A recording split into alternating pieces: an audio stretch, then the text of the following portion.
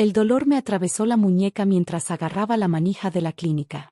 Detrás de mí, mi padrastro James se aclaró la garganta, un sonido que había aprendido a temer en los últimos 3 años. «Recuerda lo que hablamos, Sofía», susurró mi madre, con los ojos moviéndose nerviosos entre James y yo. Fue un accidente en bicicleta. Tenía 22 años, viviendo en casa mientras terminaba mi maestría. Ese fue mi primer error. El segundo fue confrontar a James por haber gastado mi fondo universitario en apuestas. La fractura ocurrió anoche. «Eres una malagradecida chismosa», me había gruñido, torciéndome la muñeca hasta que algo se rompió. «Tu madre y yo podemos gastar nuestro dinero como queramos». Ahora, sentada en el Riverdale Physical Therapy Center, repetí la historia que me habían obligado a memorizar. Me caí de la bicicleta. Golpeé mal la banqueta. La doctora Diana Cain estudió mi formulario de ingreso, sus ojos verdes y agudos no se perdían nada. A sus 40 y tantos, tenía una autoridad tranquila que hacía que mis padres se pusieran incómodos. «Interesante», dijo, revisando mis radiografías. «Debes haber caído en un ángulo muy específico para producir este tipo de fractura». James dio un paso al frente, todo encanto y preocupación. «Nuestra Sofía siempre ha sido muy torpe. ¿Recuerdas lo de las escaleras el año pasado, cariño?» Yo lo recordaba. Igual que recordaba el golpe con la puerta del coche y la caída en la ducha. Cada incidente seguido de las mismas palabras. «Los problemas familiares se mantienen en privado». La expresión de la doctora Cain se mantuvo neutral, pero algo brilló en sus ojos. «Necesito examinar a Sofía a solas. Procedimiento estándar». «Eso no es necesario», empezó mi madre, pero la doctora la interrumpió. «En realidad sí lo es. Normas de privacidad del paciente». Su tono no dejaba espacio para discusión. Cuando se fueron, la doctora Cain cerró la puerta y se giró hacia mí. «Déjame adivinar. No es tu primer accidente». Miré mis manos. Me caí de la bicicleta. Ella abrió otra radiografía en su tableta. «Esto es de hace 6 meses. Tu visita a urgencias por una lesión en el hombro. ¿Ves estas marcas?». Señaló líneas tenues en el hueso. «Son consistentes con un tipo específico de trauma. Uno que veía con frecuencia en mi trabajo anterior». Se me cerró la garganta. «Trabajo anterior». Antes de abrir esta clínica, trabajé 12 años como especialista forense en el FBI, enfocada en casos de violencia doméstica. Dejó la tableta. «Sofía, las caídas de bicicleta no dejan estos patrones. Pero la manipulación forzada de la muñeca sí». Las lágrimas me llenaron los ojos. «No entiendes, si digo algo, va a empeorar». Ella asintió. «Pero ya he documentado todo. Y a diferencia de los médicos anteriores, yo no voy a dejar esto». Un golpe en la puerta me hizo sobresaltarme. James asomó la cabeza. «¿Todo bien aquí?». Sofía tiende a exagerar su dolor. La sonrisa de la doctora Cain fue helada. «De hecho, necesito programar varias sesiones intensivas. La lesión es más compleja de lo que parecía». «Eso no será necesario», dijo él suavemente. «Podemos manejar su recuperación en casa». «Me temo que no pueden». Sacó unos formularios. «Estos patrones indican posible daño nervioso. Sin tratamiento adecuado, podría perder función significativa». James endureció la mirada por un segundo, pero volvió a su máscara. «Por supuesto, lo que sea mejor para Sofía». Después de que se fueron, la doctora se giró hacia mí. «Tengo una propuesta. Estoy iniciando un programa de rehabilitación. 3 meses, totalmente financiado. Sería en una residencia del programa». «¿Irme de casa?». Asintió.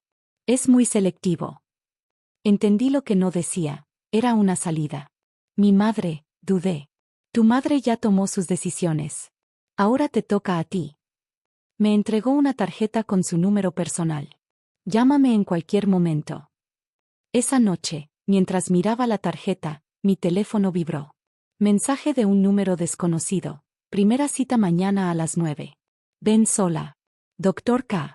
Apreté el teléfono contra mi pecho. James tenía razón en algo. Los problemas familiares deben mantenerse en privado. Pero ya no era familia. Y al día siguiente, esa privacidad empezaría a desmoronarse. «¿Dónde estás?». Regresa a casa ya. Estás destruyendo a esta familia. La última frase me provocó una risa amarga. ¿Familia? Ya no éramos una familia desde que James llegó. El refugio seguro era en realidad una antigua casa tipo bed and breakfast en las afueras del pueblo. Ya había otras 3 mujeres ahí, cada una con historias similares. Lisa, la coordinadora, me llevó a mi habitación. Los primeros días son los más difíciles, dijo con amabilidad. Pero ya no está sola. Esa noche, la doctora Cain llamó con actualizaciones. Había iniciado una investigación sobre las actividades de James, enfocándose en el dinero desaparecido. A mi madre la había interrogado la policía, pero seguía en negación. Se niega a aceptar la evidencia, suspiró la doctora. Pero encontramos algo interesante en tus expedientes médicos antiguos. Esos accidentes que tuviste siguen exactamente el mismo patrón que sus víctimas anteriores. Es como su firma. ¿Qué pasa ahora? Ahora construimos un caso. Tu documentación ayudará a proteger a futuras víctimas. Pero, Sofía, hizo una pausa. Él ya sabe que lo estamos investigando. Ten cuidado. Corté la llamada y me quedé junto a la ventana viendo el atardecer. Por primera vez en 3 años me sentía segura, pero no podía sacarme de la cabeza la imagen de mi madre sola en esa casa con un hombre que ya había matado 2 veces. Mi teléfono vibró con un último mensaje de un número desconocido. Puedes correr, pero la familia se mantiene unida. Nos vemos pronto, cariño. Le mostré el mensaje a Lisa, quien inmediatamente llamó a la doctora Cain. En minutos, la seguridad del refugio se duplicó. Esa noche, mientras estaba en la cama, entendí algo. James tenía razón en una cosa. Esto no había terminado. Pero había olvidado algo crucial. Yo ya no era la chica asustada de antes. Y ahora tenía pruebas de todo lo que había hecho.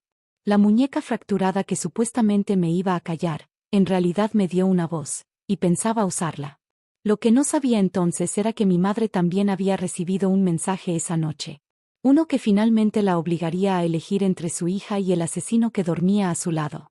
2 semanas después de mi estancia en el refugio, la agente Martínez entró corriendo a mi habitación a medianoche.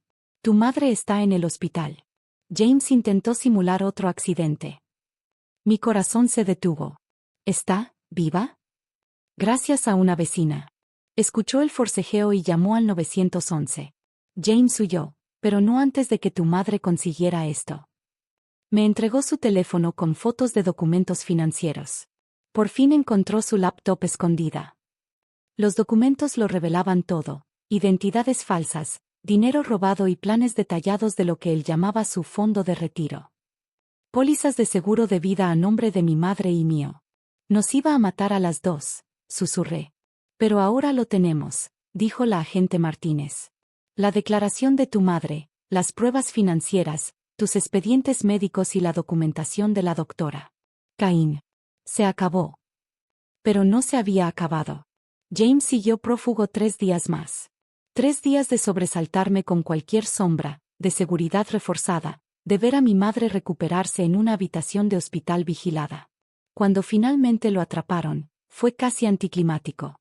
Estaba en una estación de autobuses, con un boleto a México en la mano. La sonrisa arrogante que había tenido durante años se rompió cuando le mostraron las pruebas. El juicio llegó 6 meses después. Yo estaba en el tribunal, con la doctora King a mi lado, viendo cómo mi madre testificaba contra el hombre que casi nos destruye a ambas. Estaba ciega, dijo con la voz más firme que le había escuchado en años. Elegí creer sus mentiras porque la verdad era demasiado aterradora. Pero verlo lastimar a mi hija, me miró con lágrimas en los ojos, eso es algo que lamentaré toda mi vida. James fue condenado a 25 años. Las pruebas de mi caso ayudaron a reabrir las muertes de sus esposas anteriores. Le agregaron 2 cadenas perpetuas más. 1 año después de mi primera visita a la clínica de la doctora King, estaba afuera del edificio, pasando los dedos sobre mis muñecas ya completamente sanadas. ¿Lista para tu último chequeo? La doctora King apareció a mi lado, sonriendo.